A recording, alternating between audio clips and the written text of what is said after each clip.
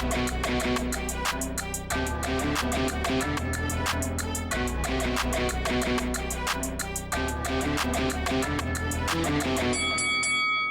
guys, welcome to Boxing Squared for boxing news and views from around the internet.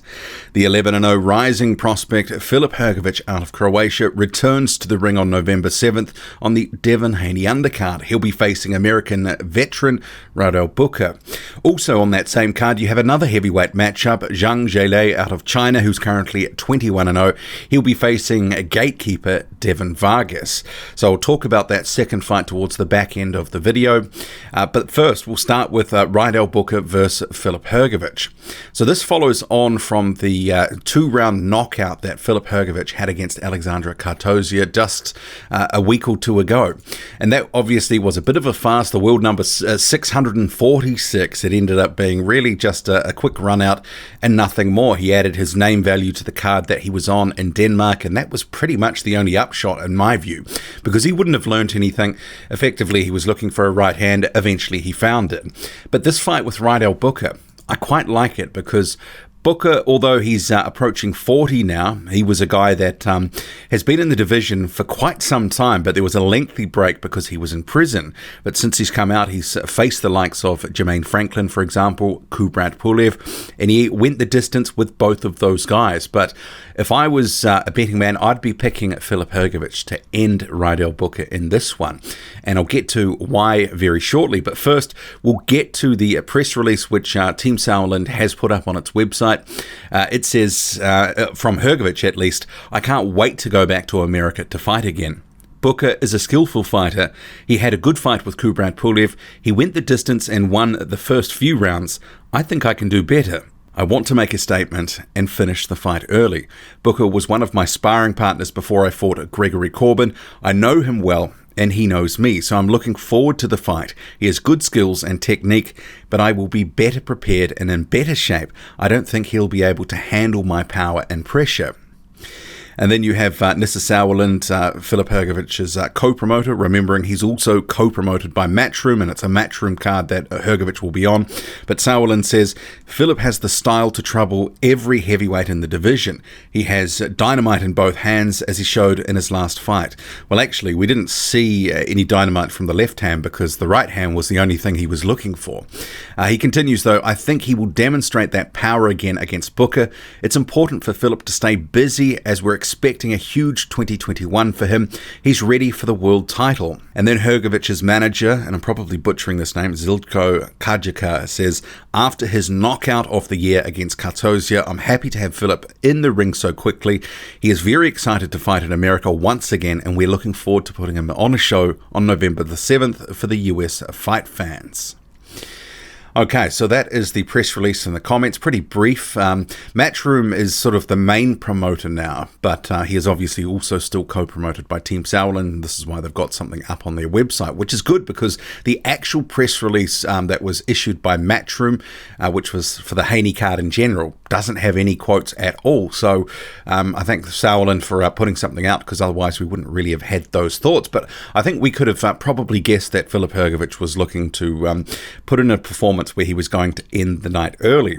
And learning there that they were previously sparring partners, that actually makes it a little bit more trickier. It's easier said than done, fighting a guy you've previously sparred a lot of rounds with. Previously, we saw that against Razvan Kajanu and Joseph Parker. Kajanu knew Parker so well because they'd sparred so often that when he fought him for the title, he was a stand-in opponent. It ended up just sort of nullifying what Parker was doing, and Kajanu just ended up surviving. But Rydell Booker, I think, does have better skills than Kajanu, at least on the boxing front. Maybe defensively, he's a bit more open than Kajanu, but regardless, this is going to be a fight where I'm hoping to see a couple of things. In terms of Filip Hrgovic, I'm hoping to see more than just the right hand. I mean, they talk there about he has power in both hands, and we saw that his last fight. We only saw the right hand, and that was pretty much exclusively what Hergovich was looking for and eventually found. he has become somewhat a bit of a right-hand dominant fighter, looking for the KO punch almost exclusively, and sometimes not even bothering to set it up, just throwing lead right hands. So what I'm hoping is that because Rydell Booker is quite an awkward and cagey fighter, he does move relatively well, he's got good, relatively silky skills when he wants to use them. I'm hoping he can make Hergovich work, and what I mean by that is make him box. Because I think once Filip Hrgovic gets towards the upper end of the heavyweight division, he's going to have to rely on those skills a lot more than he has, say, in some of these developmental fights where he has been looking for the KO, looking to put stuff on the highlight reel. And actually, I'll just divert back to Hergovich's manager for a second, saying after his knockout of the year, I mean, can we count facing the world number 646 and blowing him out as expected as being the knockout of the year? Because it really was a mismatch of epic proportions, and Hergovich shouldn't have been in that fight. So it's all well and good for them to sort of praise the knockout, but come on, after all, it was the world number 646. But anyway, getting back to the fight proper, one thing that I'm looking for as well, that if they watch the tape of Kubrat Pulev versus Rydell Booker, Booker was certainly weak to the body. Every time Kubrat Pulev landed a body shot, he was hurting Rydell Booker. But the thing was, Pulev wasn't taking advantage, and he was being told by the corner round after round, go to the body. He's weak to the body. You can get him out of here if you go to the body. But he barely threw anything to the body, and every time he did, you could see Booker didn't like it, that he was hurt, that he was wincing. So I think if Filip Hrgovic can mix it to body and head, especially throwing some ripping hooks to the body, I think he will be able to get Rydell Booker out of there. But he's got to set it up. He can't just look for the one big shot, because we've seen Rydell Booker before in a performance like Jermaine Franklin. Jermaine Franklin thought he could just bulldoze Rydell Booker, and it didn't really happen. It ended up making Franklin look a little bit average, because when he was boxing and putting combinations together and sort of, boxing as opposed to just looking for one-off big shots, Franklin looked okay. But as soon as he started just to try bulldoze Booker, Booker was actually in the fight. And some people do argue that Booker was maybe robbed on the cards there, that perhaps he should have got the decision, got the nod. It was a very close fight. And actually, Franklin's been involved in a few of those. But it's a cautionary tale when facing a guy like Rydell Booker. You can't just expect just to be throwing at one-off shots and think that's going to get the job done.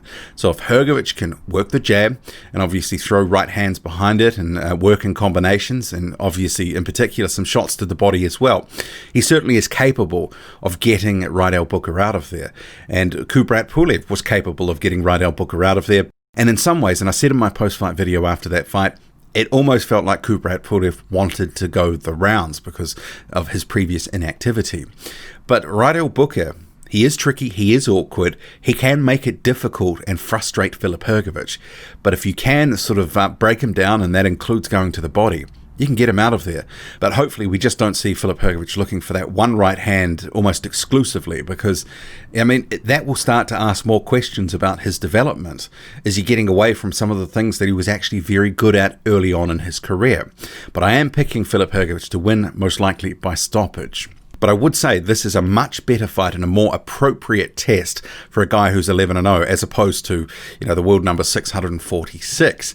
Supposedly he's meant to have a third fight in 2020, but we shall see what happens there, because in the press release that Matchroom put out, and I'll just get to the quote because it pertains to Hergovich and also Zhang Jialei, there's so many interesting plot lines on both undercards. And this is Eddie Hearn talking about the cards that he's announced. And I'll just note Magomedrasil Majidov, the former amateur world champion, he is on a November 27th card, opponent TBA.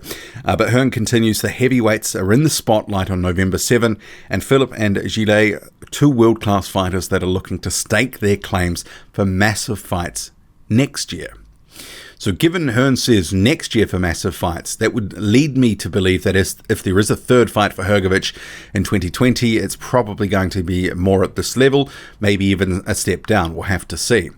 But in terms of Zhang Jialei, we don't actually have too much in the way of quotes, because that's pretty much in the Matchroom press release. I hadn't seen any other press releases floating around. He is promoted by Matchroom outright now.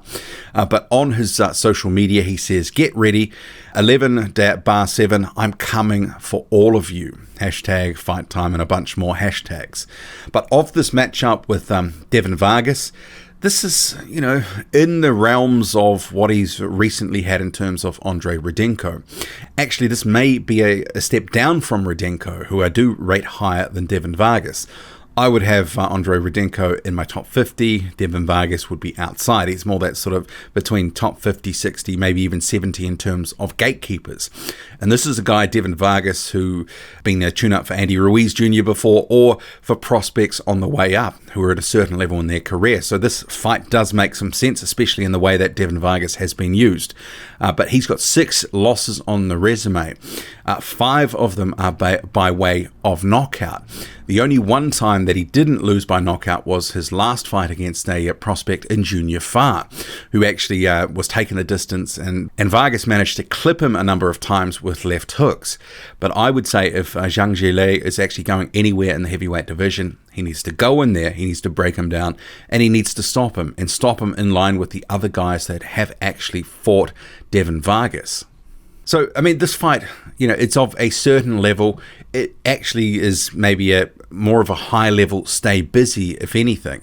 But Zhang Jialei, because he's going to have some more eyeballs on him, he needs to go in there and look good. Because if he's ever going to get any of the sort of fights that he believes he should be in, which is, there has been some murmurings of a potential Anthony Joshua fight at some point, or, getting towards a title shot, he's actually got to go in there and do a number on Vargas. Pretty simple what he needs to do.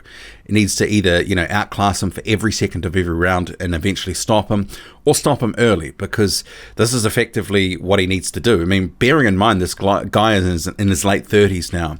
His only one step-up fight really was that Andrei Rudenko fight where he looked good, but he needs to follow that up now with a good win over Devin Vargas, because if he's going anywhere, he's instead of just being mid-card filler, which really is his lot at this point, he needs to put in a performance. He's capable of it, but obviously the clock is ticking now with Zhilei Zhang being, 37 years old. It's time to hit the go button and be in the make or break fights. This is not a make or break fight, but perhaps he's going to be in one next year, which is not going to be a title. It may not even be a final eliminator, but he needs to be in a relatively evenly matched fight, so we know how good he actually is. He's the number 1 out of China, Olympic silver medalist from 2008, but really his pro career hasn't really sort of fired on all cylinders. And I guess some people will say, Rock Nation sort of maybe mismanaged him with his career, but he's got an opportunity now, promoted outright by Matchroom, has to grab every opportunity and make it a winner. But what do you make of it all? Drop a comment, loud and often, hit like, hit subscribe, follow me on Twitter, boxing_squared. I'm out.